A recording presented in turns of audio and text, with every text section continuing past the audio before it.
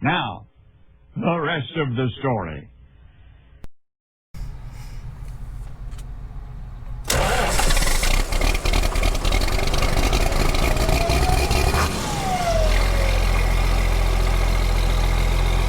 And just like old Harvey says, let's get on to it. So, I'm using the 46. It's absolutely terrible, right? Well, I know a lot of you are probably pretty excited that the 46 is doing some road running and tearing up the asphalt, but I'm not exactly crazy about it. The reason I'm not crazy about it is because it means my 76 is down. It's not because it's busy or we need to be using it somewhere else. Granted, if we had to do that, it wouldn't bother me, but the reason I'm using the 46 is because I'm being forced to. So the reason that I got an issue about that is simply put because my cameras for pulling this wagon up and down the road, the monitor and everything, it's set up for the 7600. The 46 doesn't have that, so I'm relying solely on the mirrors. It's more of a safety issue because, you know, I get pretty comfortable running the 76.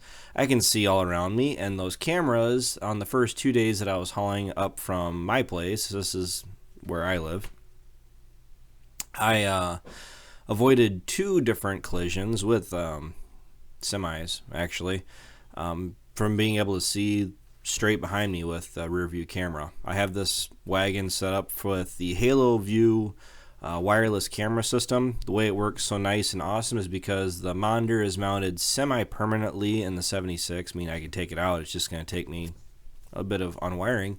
But then I have the cameras plumbed in for their power source through the 7-pin connector. You can see that little pigtail curly Q coming out of the back of the tractor.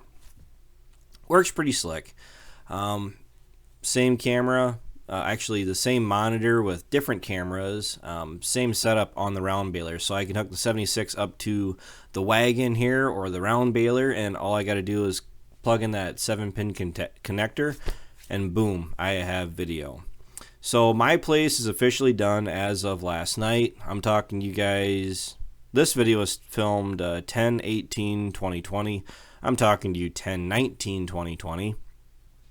And a little story here about this little hill we're going to be going up, which I don't know how much the camera is really going to show it. This hill kind of put knocked Grandpa down a couple notches. Grandpa and I had a little bit of a friendly grudge match between the 7600 and his 4230 because the 7600 to me was the 4230 to my grandpa. I love the 7600.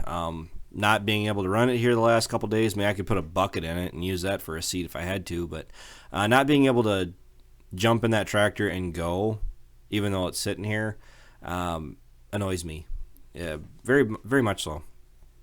And with that hill back there, back when we were milking, the 4640 wasn't around, of course, but we had a 4440.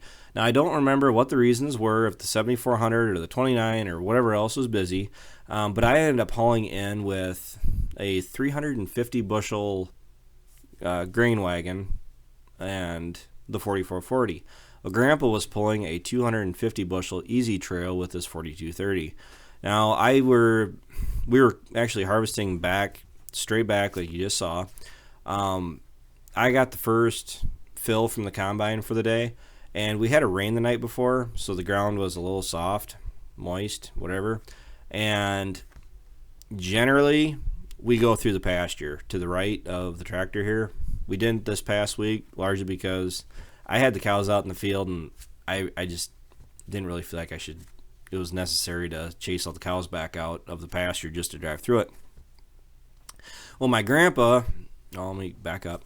I had the 4440, which is a bigger tractor, heavier.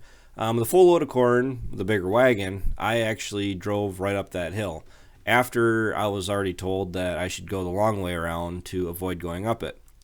Well, turns out Grandpa, seeing that Travis just went up that hill with the 4440, there is no reason the 4230 can't drive up that hill with a load of corn, albeit still a smaller wagon. Turns out it all went down when I wasn't there, of course, but by the time I got back, there were some skid marks I wouldn't necessarily say skid marks, but I wouldn't even say ruts either. But you could definitely tell a tractor was digging and struggling trying to get up the hill, and it only really the tracks only really made it about 3/4 of the way up the hill. Well, it turns out because Grandpa saw me make it up the hill with the 4440, he thought he was going to make it up with the 42, and he didn't. That tractor really wasn't anything special. I mean, it was basically a glorified 4020. It had nothing done to it. It had no weights on it other than your standard front weight package on the front end. Otherwise, that tractor had just air in the rear tires. No, not much for weight. It was a light tractor. Dad actually had to pull Grandpa up the rest of the hill with the combine. And needless to say, it was one of those unspoken things where, well, seems how Grandpa can't make it up the hill. Travis can't go up the hill anymore either, so I had to drive all the way around and go through the pasture just because Grandpa couldn't make it with his 4230. Now, it was a friendly grudge match, and going down my driveway here, yes, it's washed out. I meant to fix it up like 2 different times here in the past week, but things happen. And with the duals and the 4640, you can see that this load of corn was still able to push me down the hill. The 76, it did push me down down the hill with that also.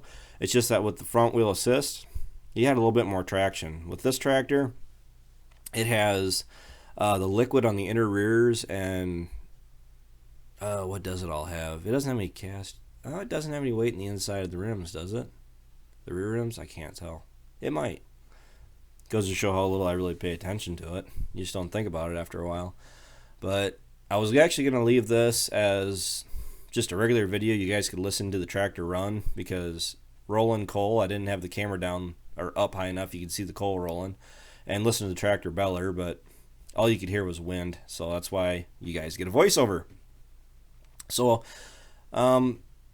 overall, as far as anybody asking what's all going on, what's been getting done, harvest has really been getting done. With soybeans done, the farm that I just left is done. We have I don't know how many acres, give or take, of corn to harvest yet, but really just running. We're not getting the rain delays. Like, we had snow today, but as far as being shut down for days at a time, we've been threatened with it a couple times from the weatherman, but it just doesn't really transpire. I mean, Sunday morning we had rain, but by 1 o'clock in the afternoon we were running. So I mean, it's really not to the point where it's shutting us down, which is great. It's 2/3 of the way through October. If we could get 100% of my dad's stuff harvested before Ryan and I harvest any of ours, granted, we don't have a whole lot of corn ourselves. I mean, Ryan's had pretty much all beans, but all Ryan and I's crops are sold for November. Be done with harvest about the first week of November. The cows are out across my whole place that I live on, which is a lot of feed.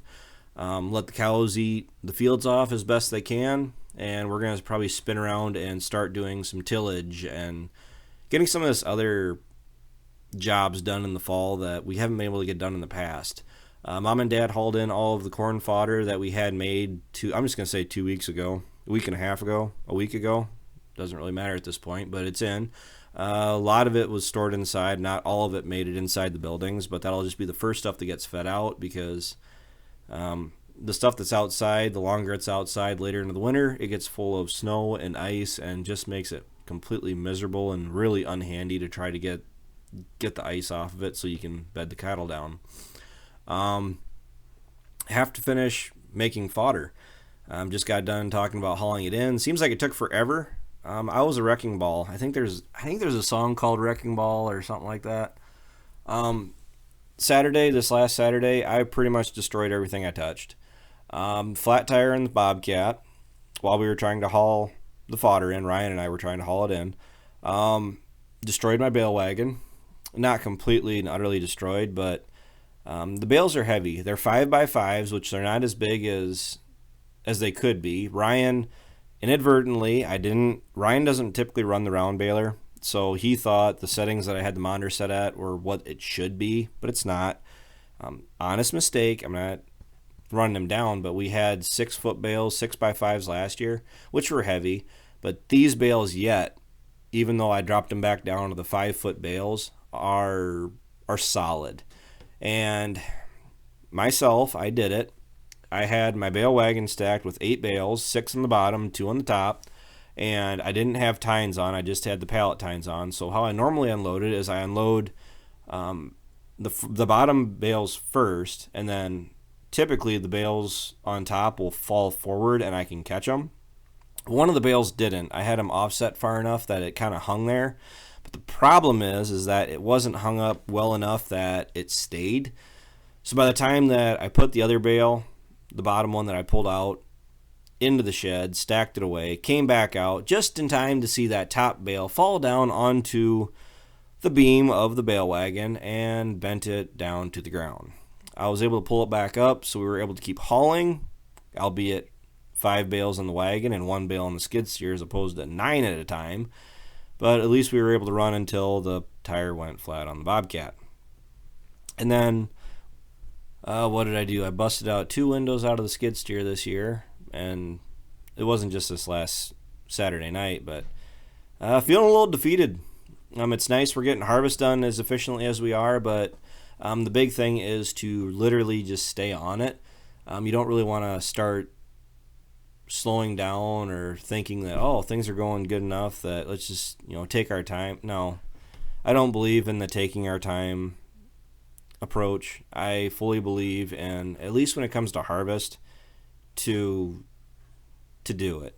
Now, I'm a hypocrite because today we didn't harvest much, but we had enough things that we had to address between that barn out of my brother's place, which I didn't address directly, to finally getting the windows put back into the Bobcat, hauling the fodder in that has been sitting out for the last week and a half, to fixing the seat on the 7600.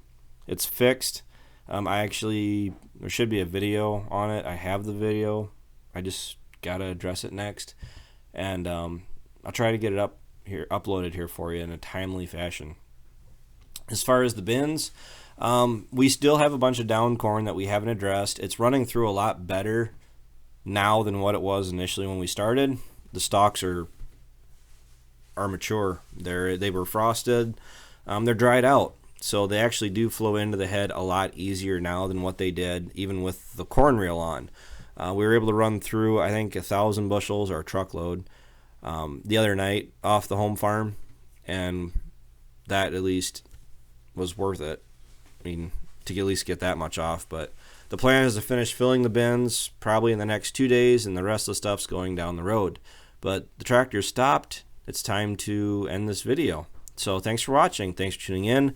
Take care. Take it easy. Keep in touch. I'll talk to you guys later.